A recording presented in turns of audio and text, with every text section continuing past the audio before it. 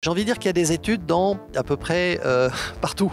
Quand vous consommez un produit, quand vous consommez un service, il y a des études, hein. Il y a des études à l'intérieur.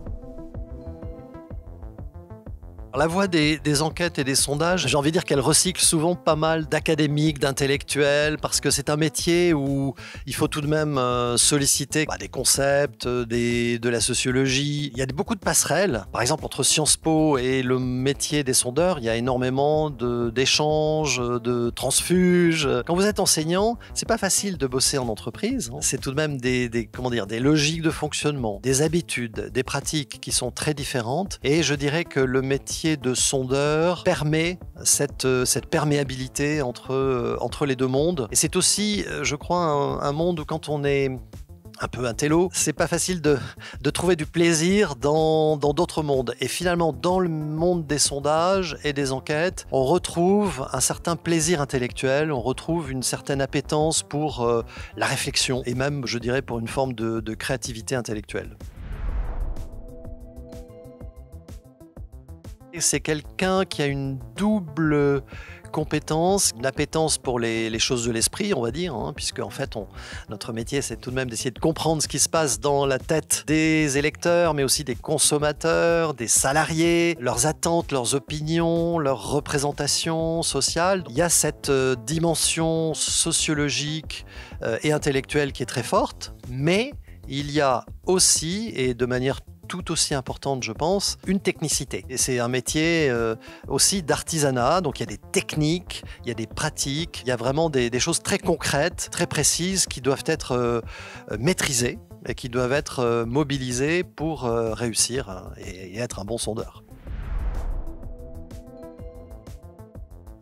Le grand public connaît le monde des instituts par la vitrine qui est la nôtre, ou la partie émergée de l'iceberg, que sont les sondages politiques, et d'une manière générale les sondages d'opinion, les sondages sur des sujets très divers qui sont publiés dans les médias. Mais c'est vrai que cette partie-là, chez Opinionway comme chez la plupart de nos concurrents, c'est la partie émergée de l'iceberg. Donc c'est la partie la plus petite de notre activité. Et pour donner quelques idées, les sondages politiques purs, ça représente, je dirais, moins de 10% de l'activité, je dirais plutôt 5%. L'opinion, c'est-à-dire ce qui est publié, ça va être un peu plus, ça va être 12-15%. Ça veut dire quoi? Ça veut dire qu'il reste 80-90% de l'activité qui n'est pas visible, qui est immergée et qui est constituée par des enquêtes marketing pour des entreprises, mais aussi pour des acteurs publics, pour des administrations. J'ai envie de dire qu'il y a des études dans à peu près partout. Quand vous consommez un produit, quand vous consommez un service,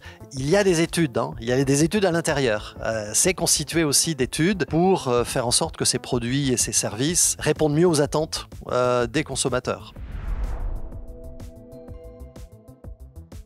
Alors c'est vrai qu'il y a une sorte de mur de Berlin dans notre activité, une grande séparation entre les études quantitatives, qui sont les plus connues parce qu'elles sont publiées, enfin une partie d'entre elles sont publiées, et les études qualitatives, on appelle ça les quali. Ce sont des réunions de groupe d'une dizaine de personnes, on ne produit pas de chiffres, on produit des rapports qui sont plutôt des analyses rédigées, et les deux sont extrêmement complémentaires. Et souvent quand un client vient nous voir, il a souvent besoin de chiffres, mais il a aussi besoin de mieux comprendre, d'analyser en profondeur. Et les qualis, elle peut être un peu déceptive parce qu'il n'y a pas de chiffres et on dit mais est-ce que c'est représentatif? En fait, le but n'est pas dans les qualis d'être représentatif d'une cible, mais d'aller en profondeur, de mieux comprendre ce qui se passe dans la tête de nos concitoyens, de nos consommateurs.